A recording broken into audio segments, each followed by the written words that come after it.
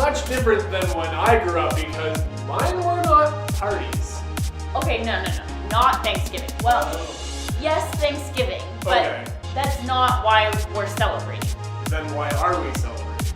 Oh, I'm not going to tell you just yet. But trust me, it's going to be big.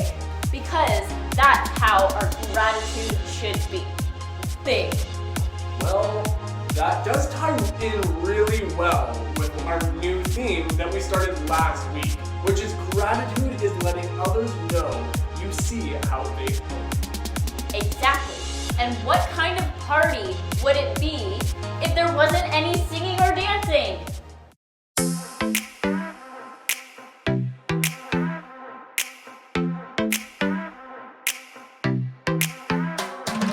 Every time I'm feeling down, you pick me up. Sing, oh, oh. And when my heart is feeling emptied out, you fill my cup. Sing it out now. Oh, oh. I just wanna say thank you for the way you love me. I wanna say thank you for the way you love me. I just wanna say thank you for the way you love me. I wanna say thank you, just wanna say thank you. Yeah! T-H-A-N-K-Y-O-U, thank you. Thank you. T-H-A-N-K-Y-O-U, thank you. Here we go, verse 2. I'm grateful for the way you've been a friend to me. Sing, oh, oh. And even in the deepest, darkest night, you help me see. Sing it out now. Oh, oh. I just wanna say thank you for the way you love me. I wanna say thank you for the way you love me. I just wanna say thank you for the way you love me. I wanna say thank you, just wanna say thank you. Come on. T-H-A-N-K-Y-O-U, thank you. Thank you. T-H-A-N-K-Y-O-U, thank you. T-H-A-N-K-Y-O-U, thank you. Thank you. T-H-A-N-K-Y-O-U, thank you. For the joy that you give to me, for the way that you made me free, for my friends and my family, I just wanna say, for loving me from the start, for every beat of my heart, for everything you are. I just wanna say thank you for the way you love me. I wanna say thank you for the way you love me. I just wanna say thank you for the way you love me. I wanna say thank you, just wanna say thank you. T-H-A-N-K-Y-O-U, thank you. Thank you. T-H-A-N-K-Y-O-U, thank you. T-H-A-N-K-Y-O-U, thank you. Thank you. T-H-A-N-K-Y-O-U, thank you.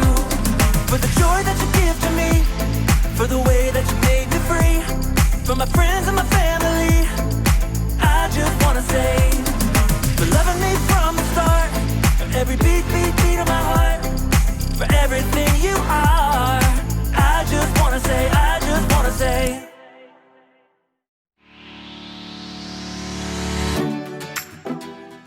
Ready to celebrate? Absolutely, except that I still don't know what we're celebrating. Oh, this is just gonna be a warm-up celebration. A warm-up celebration? Yeah. Okay, we have been having a lot of special celebrations, and they come up with all kinds of things throughout the year, like Canada Day, and then Halloween. Okay, I'm with you so far.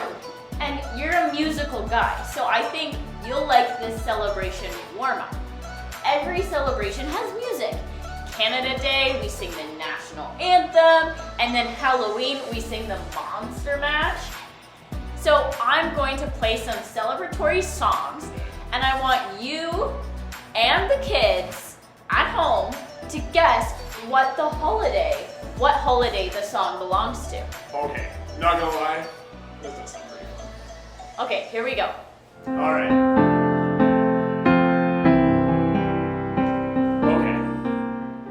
pretty easy. Like, are they all gonna be that easy? Because it's clearly happy birthday.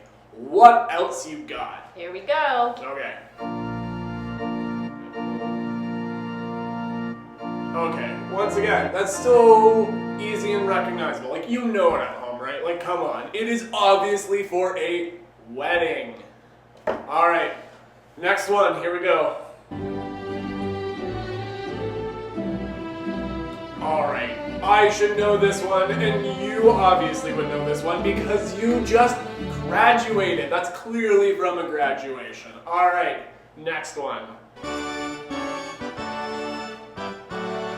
Okay, you're jumping the gun here. Like, we're not even through, like, Thanksgiving, we're not through Halloween, we're not through Remembrance Day, and you're giving me Christmas carols? Come on now. Give me some more difficult here. Okay, what Christmas carol was it though? Oh, it was, Come on.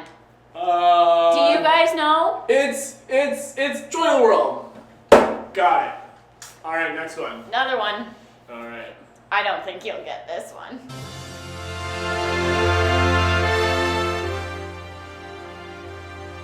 Really?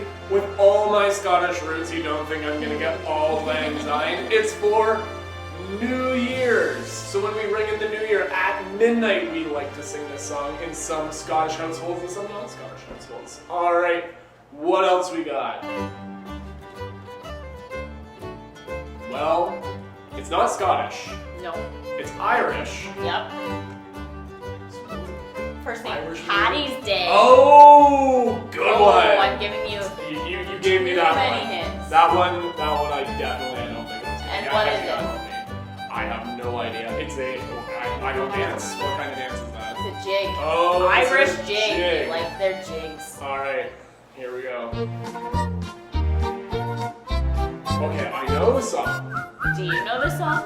The song is Hi Ho from Snow White. But I'm trying to think, what is usually people don't celebrate going to work. So what could it be? Would it be? Labor Day? That's what I was about to say. There you go. Labor, work. I got We're it. going to work. Hi I ho, got hi it. ho. Off to work we go. Here we go. Alright, is this the last one? Yes, it is. Alright, here we go. Focused. Like a laser. Okay. Now, I think I have a couple answers. Okay. I think it could either be, so if we're looking at everyone, it could be Valentine's Day. But I also think it could be an anniversary. Ooh. Or maybe It's both. Oh. Like If you- anniversary on Valentine's Day, you know, like both at the same time. Two birds, one stone. Alright. That was a pretty fun game, I'm not gonna lie. What's the title of that one? You didn't even tell me. Oh, sorry. It's Elvis. Gotta love Elvis. Do you And know who it's- Elvis even is anymore? You better. Ask your parents or grandparents if you don't.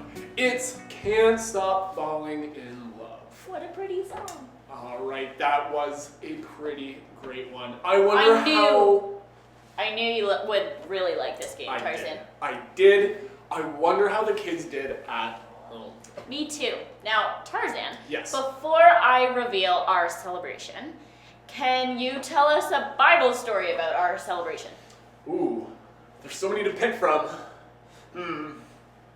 Alright, I think I have the perfect story. But you guys are gonna have to sing and dance so I can go find a Bible so that I can remember exactly how the story goes.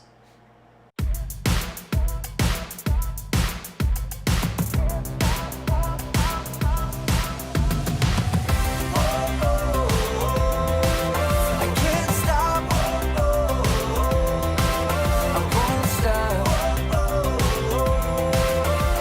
I can't stop, won't stop. I'll never stop singing your praises. Singing your praises.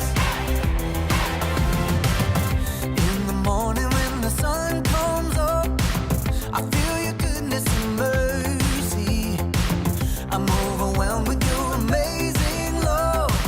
I feel it all around me, and I can't help but sing. I can't stop. I won't stop. I can't stop, won't stop. I'll never stop singing your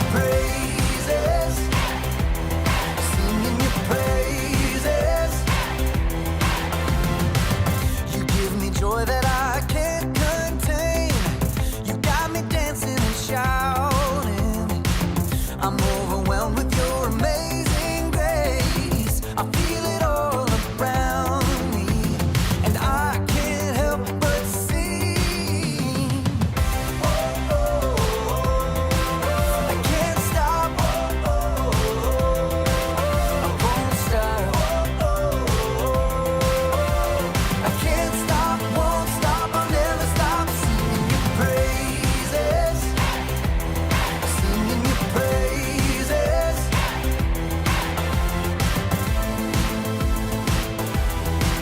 I can't stop, won't stop, never gonna stop singing your praise. Singing your praise. I can't stop, won't stop, never gonna stop singing your praise. Singing your praise. I can't stop, won't stop, never gonna stop singing your praise. Singing your praise. I can't stop, won't stop, never gonna stop singing your praise. Yeah.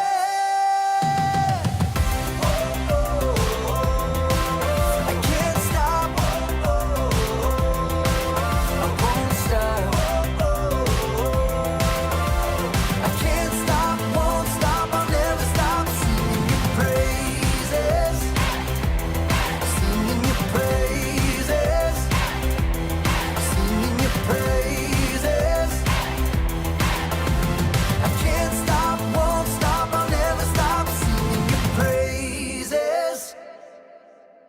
Okay, today's story is going to come from the Old Testament. So this is like the first 2/3 half of the Bible. And it comes from a book called 2 Samuel. And this story is about King David. Like a king? So like, are we going to be talking like royal wedding level type celebration here? Oh, just wait. It's bigger than that. Wow. Now, David started out as the youngest son of a shepherd who was picked on by all his brothers. But God promised to make him king. And after some really tough times, he did become the king. Now, you'd think that David would be happy getting to be the king. But his kingdom was missing something. It was missing the ark. The ark was a wooden chest covered in gold with stones of tablets from the 10 Commandments and a couple other special sacred items inside. So the king just wanted another treasure chest. Well, it wasn't just a treasure chest. In some special way, the ark carried God's very presence among the Israelites. When they had the ark, they knew that God was with them. And at this point, the ark had been captured by the enemies of Israel. David wanted the ark back, and he wanted to build something that would protect it. So David got really fired up about this idea. His wife, Michelle, was not so excited. Well, maybe she just thought it was another treasure chest like I did. Maybe. So, David carried out his plans with great excitement. He gathered up the strongest men he could find, and they marched off to retake the ark. And when they did, David didn't just walk back to Jerusalem. He danced. I would kill to see Queen Elizabeth dance. Who wouldn't? As they drew closer to the city, David continued to dance joyfully for God. And everyone who had gathered in the city helped him bring the ark to the tent that had been built to protect it. People were shouting, people were blowing horns. It was a party. Everyone but Michelle. She just kind of sat in her room and watched her husband dancing below. I'm not like trying to be mean or anything, but like, she's kind of a party pooper. She was. And she was so upset because she thought David looked ridiculous. But David was just getting more into it. He was blessing people, he was ordering food, he was pouring drinks for people, and there were cakes of all different kinds for everyone at the party. Okay, Michelle had to come around when the food came out because like, who doesn't love birthday cake? Well, you would think so, but actually it went the opposite way. When everyone had headed home, Michelle confronted David. She was furious. But David told her, I did it to honor the Lord. He blessed me with everything I have, so I will celebrate and honor the Lord. I bet she took that one really well. Well, David and Michelle just cared about different things. Michelle thought that the way things appeared to others was more important. She found it really embarrassing that her husband, the King of Israel, was dancing like a fool. But David thought what was important was to celebrate what God has done, which is our bottom line for today. And I'm pretty sure that's what you were going to reveal as our celebration. So, he danced in front of everyone because his heart was full of gratitude because of all the things God had done for him. The Bible. It's 66 books of history, stories, letters, and poetry that fit together to form God's one big story. The epic adventure of how He created us and loves us so much that He made a way to rescue us. As we travel through the Bible, from Genesis to Revelation, we discover people who met God and found their lives changed forever. And now for an amazing story, inspired by the book of 2 Samuel, chapter 6, verses 12 through 22. After many years of war and uncertainty, David had finally become the king of Israel. But something was still missing from the royal city of Jerusalem. The Ark of the Lord belongs here. The ark was a wooden chest that in some special way carried the presence of God among the Israelites. It had been stolen by the Philistines and then returned, and now it was sitting in the home of a man named Obed-Edom. We'll set up a tent right here for the Ark. Let's go get it. David's wife, Michal, was, let's just say, less than enthusiastic. The dust on those back roads takes the curl out of my hair. So David gathered up all his best soldiers and marched over to the place where the ark rested. This is a wonderful day. An incredible day. An absolutely fantastic day. With great care, the men lifted the heavy ark with carrying poles. Wonderful. Excellent. Let's go. That's one step closer to Jerusalem. 2, 3. Are you seriously gonna count the whole way? Wait. Stop. We've only come 6 steps. That's okay. We need to thank God for everything He's done. Right then and there, David sacrificed a bull and a calf to honor God. Okay. Now we can move on. 1, 2, 3. Lift! Just walking isn't enough. We should dance for God. The ark's kind of heavy. Everyone else, if you're not carrying the ark, celebrate, sing, shout, blow the trumpets. The people shouted and ran alongside the ark. David danced before the Lord all the way to Jerusalem. As the laughing, shouting parade arrived, Michal stared in disbelief from a window. There was her husband, the king, dancing in a simple linen garment with all the common people. Unbelievable. He looks ridiculous. Certainly not like a king. Down on the street, David continued to dance all the way to the beautiful tent he had set up. Everybody behind me, let's dance. Okay, keep on moving. Now, let's switch it up. Time for a breather. Let's put the ark right here. 1, 2, 3, down. David made more sacrifices to honor God. Then he stood before the people. The ark has returned. God bless you. He is the one who rules over us all. He deserves our thanks for everything He's done. So let's keep celebrating. We've got some fresh bread and dates and raisin cakes for everyone. Though all of Jerusalem had turned out for the festivities, one person still refused to celebrate. When David returned home, Michal met him furious. You're the king of Israel, and you've really made yourself look good today, right? Dancing around in that thing? A linen apron. It's what the priests wear. But you're a king. You made a fool of yourself in front of all of your officials and even the servants. I did it to honor God. He made me ruler over His people. I can't even. I will celebrate to honor the Lord.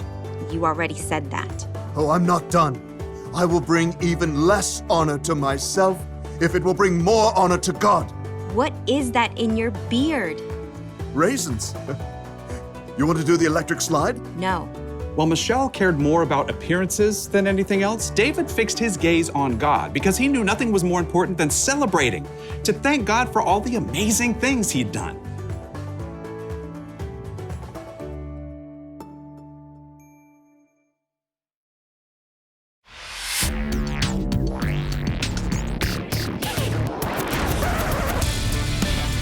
Everyone is part of a bigger story. It's a bigger story than you can imagine. It's a big story about a really big God. Discover the story that shows you the character of God.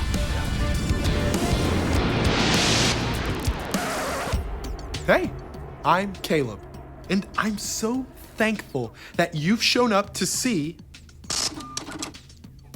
my Bible. Whether you check it out online or on paper, the Bible contains 66 books, and each one is filled with God's words, written down by dozens of people over hundreds of years. Through these words, God's Spirit can speak to each one of us today. I'm so thankful for this gift God's given us, especially because the Bible shares some incredible stories of gratitude. And we're actually going to take a look at 5 of them right now. We start off in the book of 1 Thessalonians. Here, the Apostle Paul is writing to encourage believers at the church in Thessalonica. Give thanks no matter what happens. God wants you to thank Him because you believe in Christ Jesus. You can tell God thank you no matter what's up or what's down in your life. Because no matter what's going on, we've got Jesus to walk with us. Time to jump back to the Old Testament in the book of 2 Samuel. The Ark of the Covenant, a magnificent chest representing God's presence, has been returned home after being captured in battle.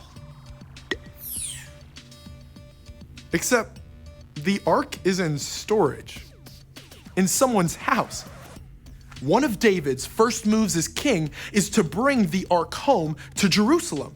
And he's so excited about the things God has done and what's up that he gets down to celebrate. Let's slide ahead to the New Testament and the Gospel of Luke. Here, we meet 10 guys who live as outcasts because of a terrible skin disease. But then they meet Jesus, and in minutes, he turns their lives right side up. Time for a big thank you party with balloons and confetti, right? Or at least handwritten notes to say gracias? You'd think. Time to wrap up in the book of Matthew. Jesus, the master storyteller, spins a tale about a man who owns a vineyard loaded with ripe grapes. Early in the morning, the owner hires a couple workers to pick grapes for fair pay. Then he brings on more workers throughout the day. But at quitting time, everyone gets the same size paycheck. The early workers cry foul, but instead of adjusting their checks, the owner tells them to check their hearts. We wrap up in the book of 1 Corinthians. Right here, the Apostle Paul reminds believers of a special way to remember all that God has done. Before his death, Jesus shared the Passover meal with his friends, reminding them how God rescued the Israelites from slavery in Egypt. But the meal also showed how Jesus would give his own life to rescue us. Now there's something special we can do to remember all that God has done for us. Wherever you go, whatever you do, it's always wise to let God and others know that you see how they've helped you. That's gratitude. And I can't wait to see how it plays out in you and me.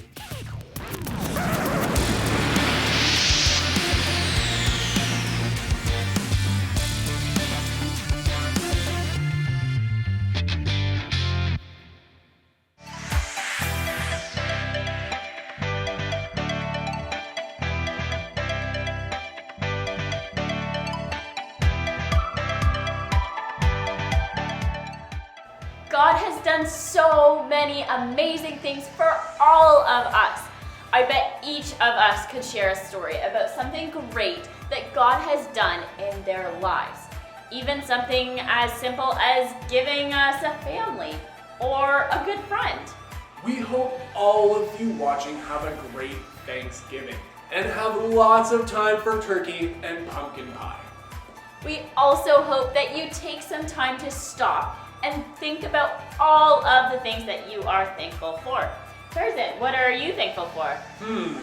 I'm thankful that even though with everything that's going on in these weird and crazy times, that we live in a country where even if I do get sick with anything, there are wonderful doctors, nurses, and other healthcare workers who will take care of me. What about you, Smalls? That was a really good one, Tarzan. And I think I am most thankful for the fact that I know that I will have food on my table for Thanksgiving, because I know that there are a lot of grown-ups and kids out there who will go hungry and are hungry a lot of the time, and that's really sad for me.